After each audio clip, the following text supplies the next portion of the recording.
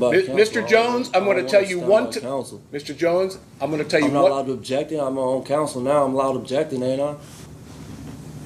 It's only 3 years.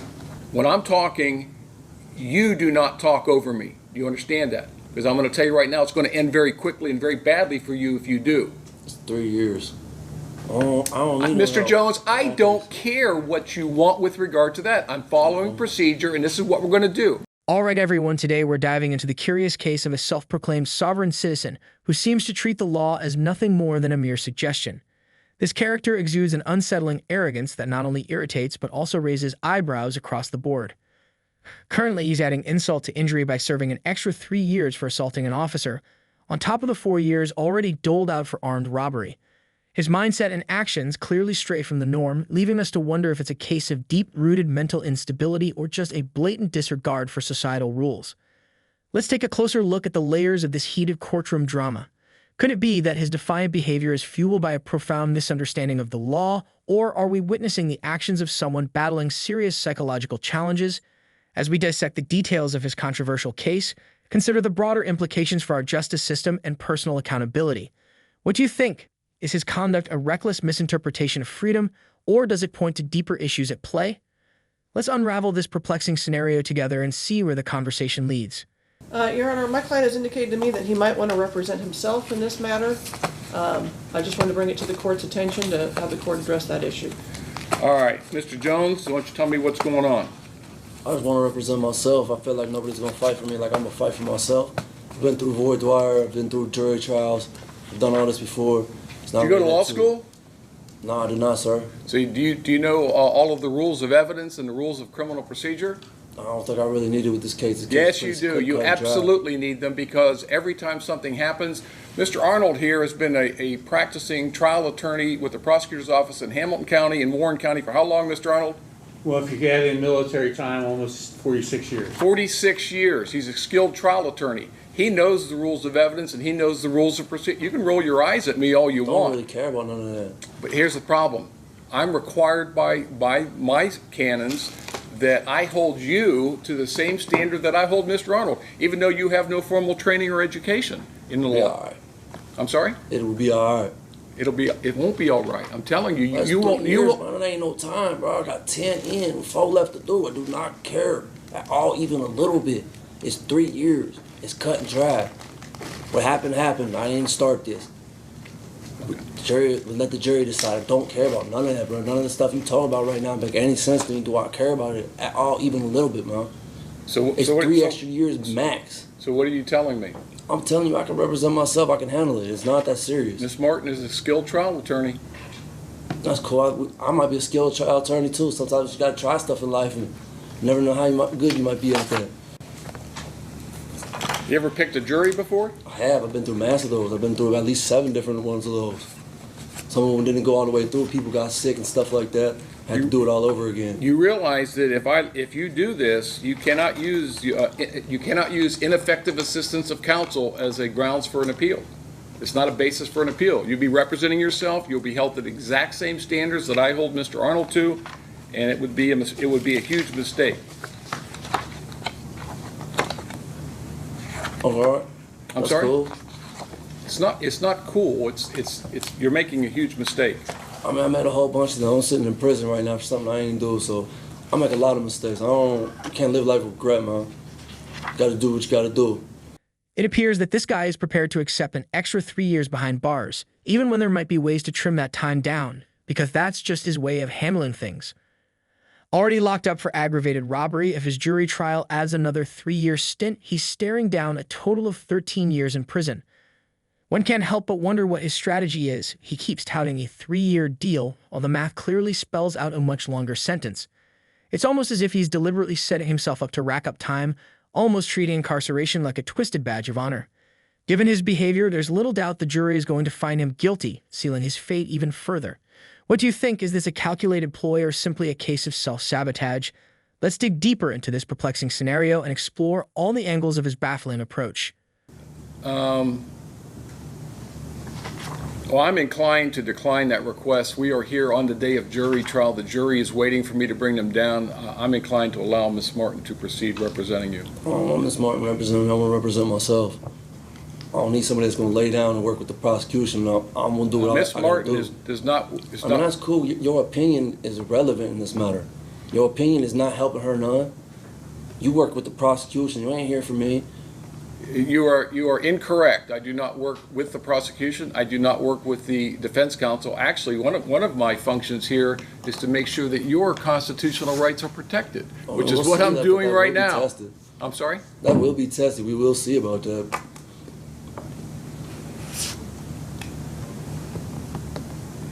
The other problem is obviously you have a right to remain silent. With you asking questions and you're making a huge mistake. It's added to the list. It's a whole bunch of them. It's a long list. Has anyone threatened you in any way or promised you anything in order to get you to waive your right to counsel? No. Just want to represent myself. I can't go any worse than it might be about to go. It's only 3 years, man. It's only 3 years. I got that. And as long as you understand that in asking questions and picking the jury and everything that you do, here's the other problem. Here's the other problem. Is he in shackles? Yes. Okay, there's the other problem. Because you are in custody, you have shackles on. You want the jury to see you in shackles? And that's grounds for an appeal by itself. I realize that part. You're not supposed to let the jury see me in shackles, so I mean that's kind of like a tipsy-turvy type of thing right there. I know a little bit more than most. Ain't all the way simple, close to it, but a little bit more than most.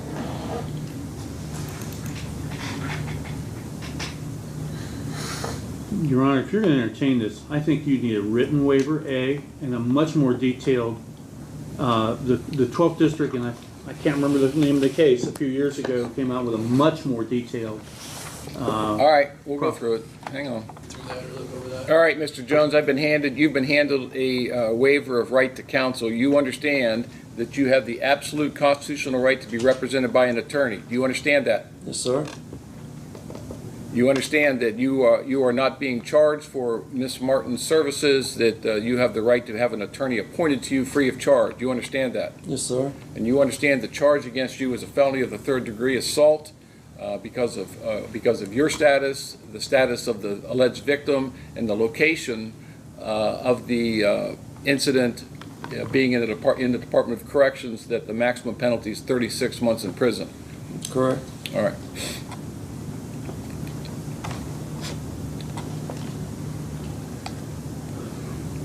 Are you aware of any possible defenses to this charge or this allegation? Meaning what? I'm just asking the question. Are you aware of any? Are you aware of any? I don't understand the question you're asking, sir. Well, you're going to represent yourself and put on a defense, I assume, Correct. at least by way of cross-examining the witnesses presented by the state.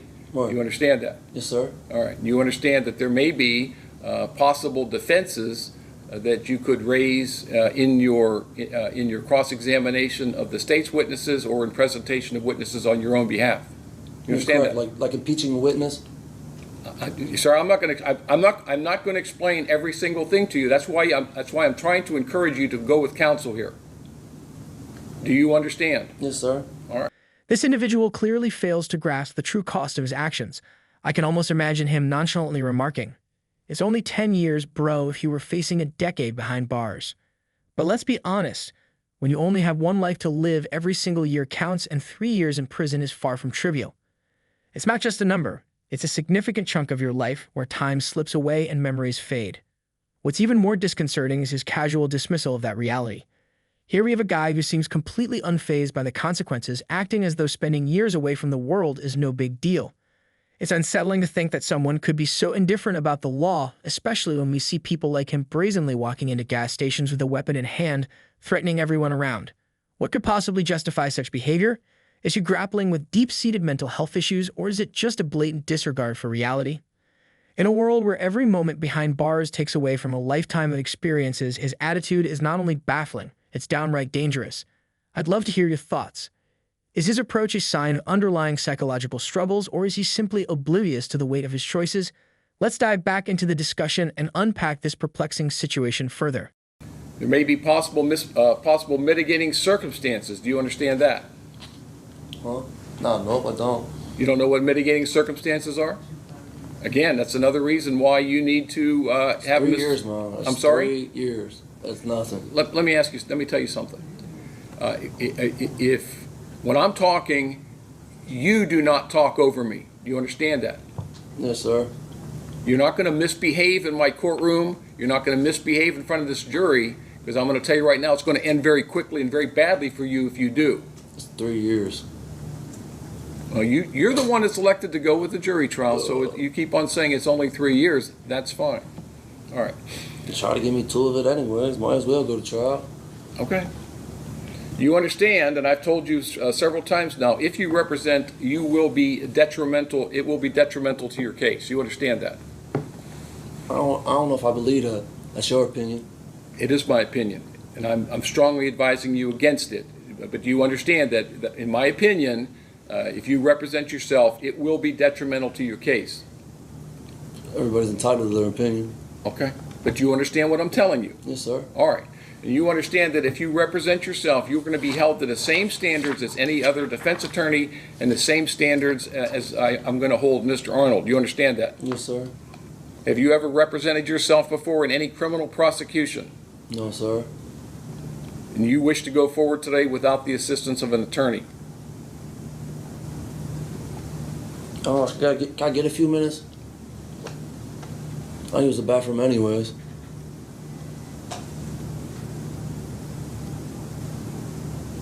A few minutes for what? To use the bathroom, think about it, make sure this is what I want to do. There might be some circumstances that could lessen the overall impact of your actions, but you seem to miss the point entirely about what mitigating factors really mean. Frankly, 3 years is hardly a drop in the bucket when you truly understand the weight of your choices. Now let me be absolutely clear. You are expected to behave appropriately in my courtroom and before this jury. Any sign of misconduct will lead to consequences that will not only be swift, but also severe. You've chosen a jury trial, and yet you keep insisting that 3 years is just a minor inconvenience. Despite your repeated claims, the reality is far graver. I've warned you several times, if you decide to represent yourself, it will only work against you, negatively impacting your case.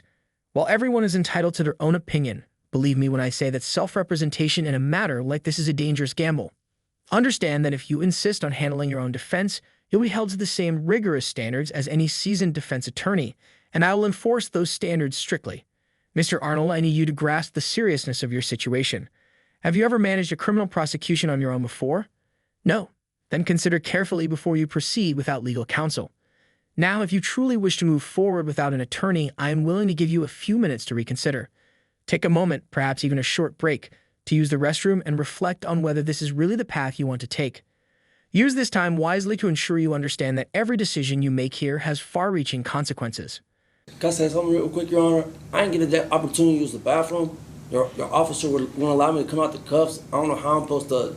I don't want to be rude or crude. Like, I know I got off to a bad start with you, sir, and that's not what my intentions were. I'm just kind of obnoxious. I'm sorry. Yeah, I'm not in charge of security here, Mr. Jones. The deputies and the transport officers are in charge of your security of this. How am I supposed to use the bathroom in cuffs? How am I supposed to be able to wipe myself in cuffs? All right. Your officer refused to move the cuffs when I was locked in the cell. I'm just trying to use the bathroom. I need to use the bathroom before we get started, sir. Rhodes? Yes, sir. What's the issue with him? I was never asked to remove the cuffs. She was, man.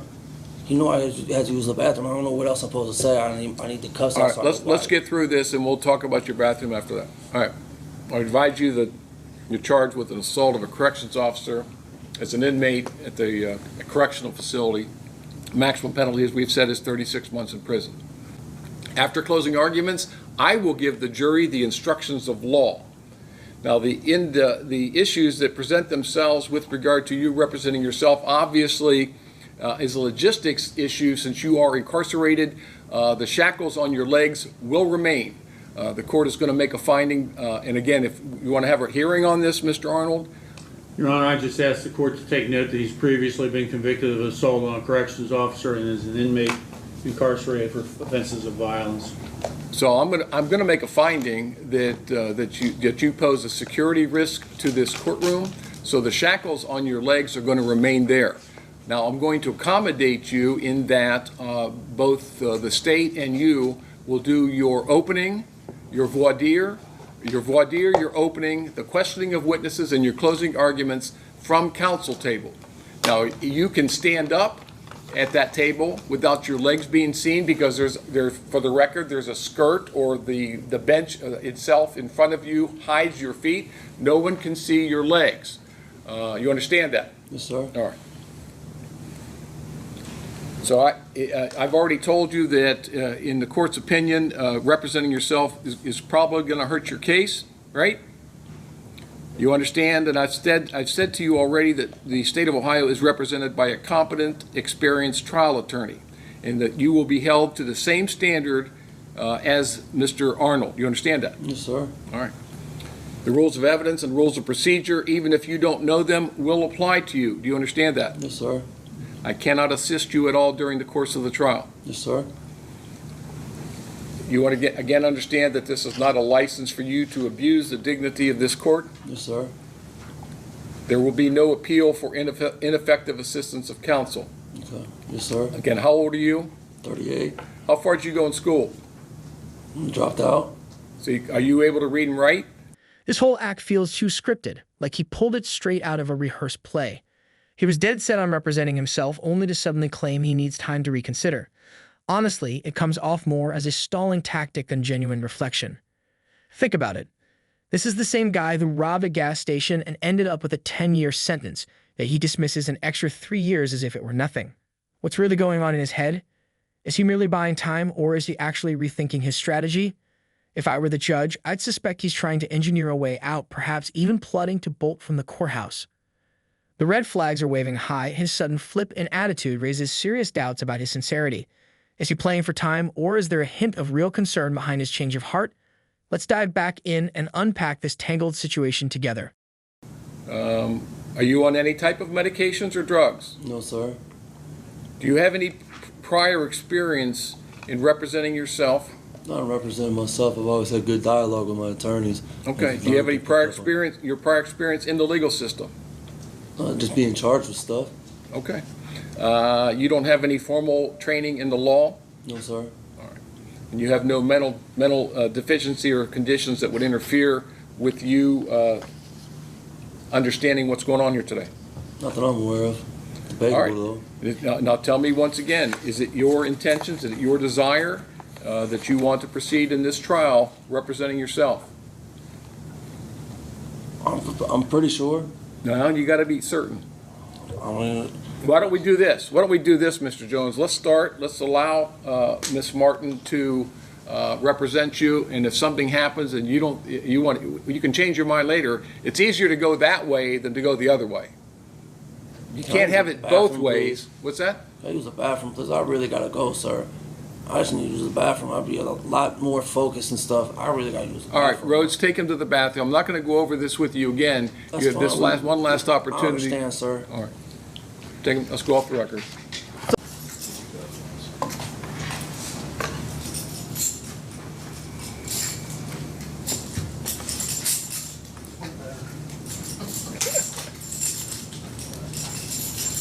All right, we are back on the record in the state of Ohio versus Aaron Jones. Mr. Jones, you've had your second trip to the bathroom now.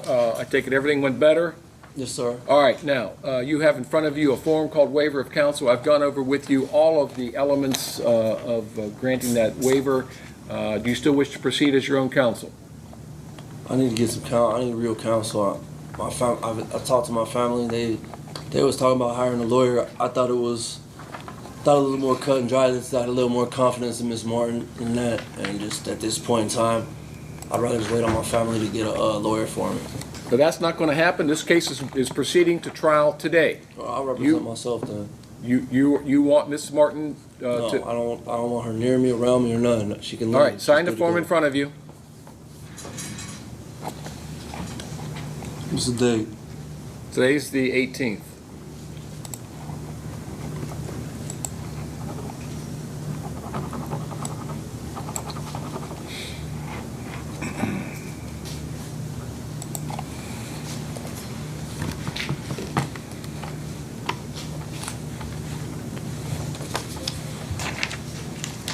All right, Ms. Martin, you'll stay behind Mr. Jones as standby counsel. Mr. Jones, you have, that's your signature, sir? Yes, sir. And you read this document? No, not really.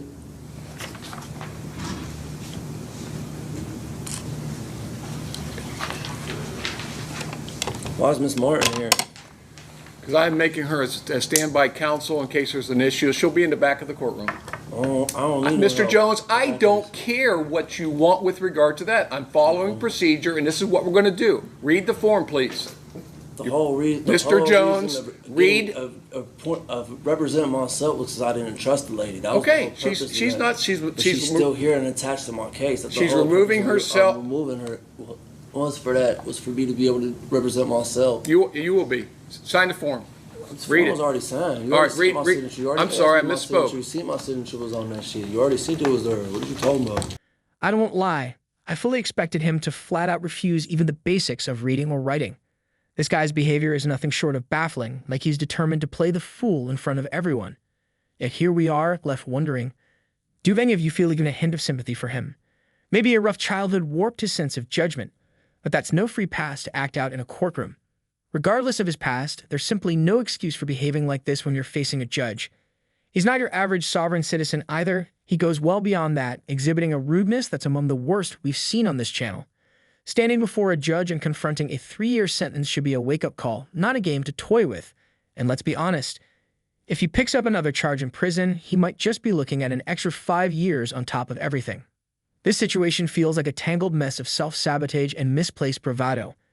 Is he genuinely reconsidering his approach, or is he simply stalling, trying to buy time with empty promises?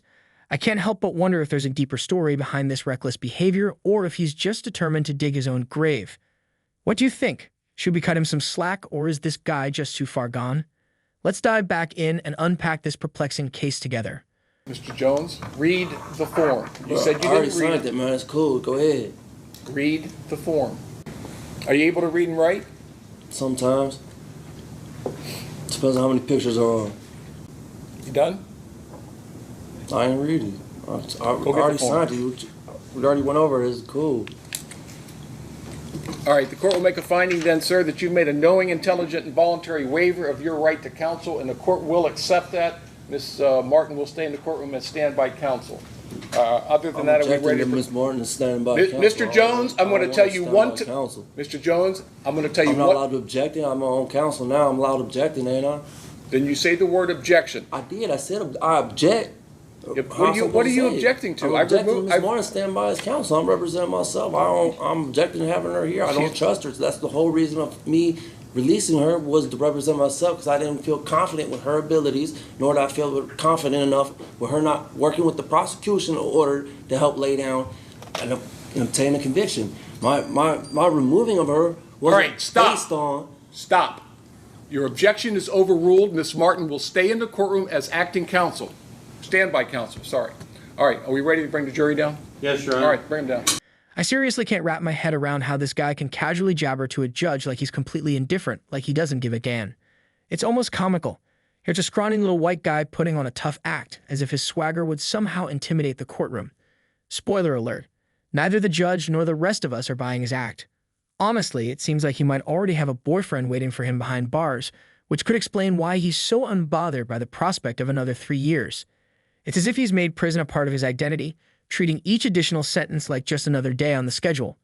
Whether he's delusional or completely detached from reality, his nonchalance comes off as a pathetic attempt at bravado. So what's your take? Do you think his laid-back attitude is a cunning ruse, or is he just too far out of touch with reality to care? Let's dive back in and unpack this wild case together. Perhaps he's already plotting his next move, or maybe he's just counting down the days until he can reunite with his husband in prison. A truly unconventional love story, if you ask me. Either way, his case is one of the most unforgettable and bizarre we've come across. What do you think? Is he a calculated risk-taker, or just another example of overconfidence gone awry? Let me know your thoughts in the comments below. And if you enjoyed this breakdown, don't forget to like and subscribe for more intriguing stories. Thanks for watching, and until next time, stay sharp.